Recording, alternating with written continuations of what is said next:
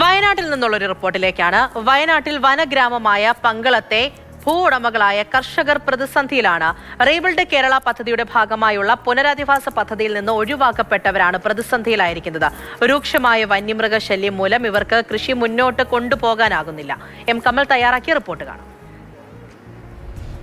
മുത്തങ്ങ വനത്തോട് ചേർന്ന് കിടക്കുന്ന പങ്കളം വനഗ്രാമമാണ്. ഇവിടെ ഒരു 13 കുടുംബങ്ങളാണ് ഉണ്ടായിരുന്നത്, നേരത്തെ താമസിച്ചിരുന്നത്. ആദിവാസി കുറുമ വിഭാഗത്തിൽപ്പെട്ടവരായിരുന്നു താമസക്കാരൊക്കെ. സ്ഥിരമായി വന്യമൃഗങ്ങൾ ഇറങ്ങുന്ന ഒരു പ്രദേശമായതുകൊണ്ട് തന്നെ ഇവരെ മാറ്റിപ്പാർപ്പിക്കാൻ സർക്കാർ തീരുമാനിച്ചു. അങ്ങനെയാണ് റീബിൽഡ് കേരള പദ്ധതി പ്രകാരം ഇവർക്ക് നഷ്ടപരിഹാരം കൊടുക്കാനുള്ള തീരുമാനമുണ്ടായത്. ആ പദ്ധതി വരുന്ന സമയത്ത് ഇവിടെ സ്ഥിരതാമസമുള്ള 6 കുടുംബങ്ങളെ മാത്രമാണ് ഗുണഭോക്താക്കളായി തിരഞ്ഞെടുത്തത്. കുറച്ചുപേർ ആ സമയത്ത് മക്കളെ പഠിപ്പിക്കാനും മറ്റ് ജോലി ആവശ്യങ്ങൾക്കൊക്കെയായി വാടകയ്ക്കും മറ്റും പുറത്തൊക്കെ താമസിച്ചിരുന്നു.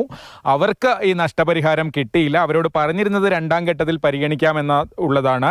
താമസക്കാർ കൂടി പോയതോടുകൂടി വന്യമൃഗങ്ങൾ മേഞ്ഞു നടക്കുന്ന ഒരു അവസ്ഥയാണ്. കൃഷിഭൂമിയുടെ ഉടമയായ ബാലനാണ് എന്നോടൊപ്പം ഉള്ളത്. ഒരു മക്കളെ പഠിപ്പിക്കാനായിട്ട് പുറത്തേക്ക് പോയി. അപ്പോൾ ഇവിടെ ഈ സെറ്റിൽമെൻ്റ് ആയി 1ാം ഘട്ടം പുനരധിവാസം നടത്തുന്ന ഒരു സ്കീം വന്നപ്പോൾ അത് പുനരധിക്കപ്പെട്ടു.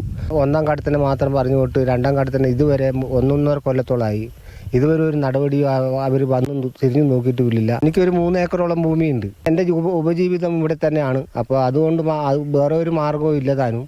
അപ്പോൾ അതുകൊണ്ട് എനിക്കിപ്പോൾ കൃഷി ചെയ്യാൻ പറ്റുന്നില്ല. അപ്പോൾ ആന അങ്ങനെയുള്ള മൃഗങ്ങളെ അകറ്റി നിർത്തി ഞങ്ങൾക്ക് കൃഷി ചെയ്യാനുള്ള സൗകര്യം ഏർപ്പെടുത്തി തരണമെന്ന് അതിയായ ഒരു ആഗ്രഹമുണ്ട്. അതല്ലെങ്കിൽ ഈ സ്ഥലം ഏറ്റെടുത്ത് നിങ്ങൾക്ക് നഷ്ടപരിഹാരം തരാം. മുന്നേ കൊടുത്ത ആൾക്കാർക്ക് പോലെ മറിച്ച് അവർക്ക് തന്നെ കൊടുത്ത് ഞങ്ങൾ അതുപോലെ ആനുകൂല്യം തന്നു കഴിഞ്ഞാൽ ഞങ്ങൾ അതുപോലെ സ്വീകരിക്കാനുള്ള പരിപാടിയിൽ നല്ല അഭിപ്രായമുണ്ട്. അപ്പോൾ ഞങ്ങൾക്ക് വേറെ ഒരു ഉപമാർഗ്ഗം ഇല്ല, ഇതൊക്കെ തന്നെ ഉള്ളൂ. ഒന്നുകിൽ അവർക്ക് കൃഷി എടുക്കാൻ വേണ്ടി വന്യമൃഗങ്ങളിൽ നിന്ന് സംരക്ഷണം നൽകാൻ ഫെൻസിംഗ് ഉൾപ്പെടെയുള്ള മാർഗ്ഗങ്ങൾ ഉണ്ടാകണം. അതല്ലെങ്കിൽ ഇവർക്കും നഷ്ടപരിഹാരം നൽകി, ഈ സ്ഥലം ഉടമകൾക്കും കൃത്യമായ നഷ്ടപരിഹാരം നൽകി ഈ സ്ഥലം കൂടി വനംവകുപ്പ് ഏറ്റെടുക്കണം എന്നുള്ളതാണ് ഇവർക്ക് പറയാനുള്ളത്.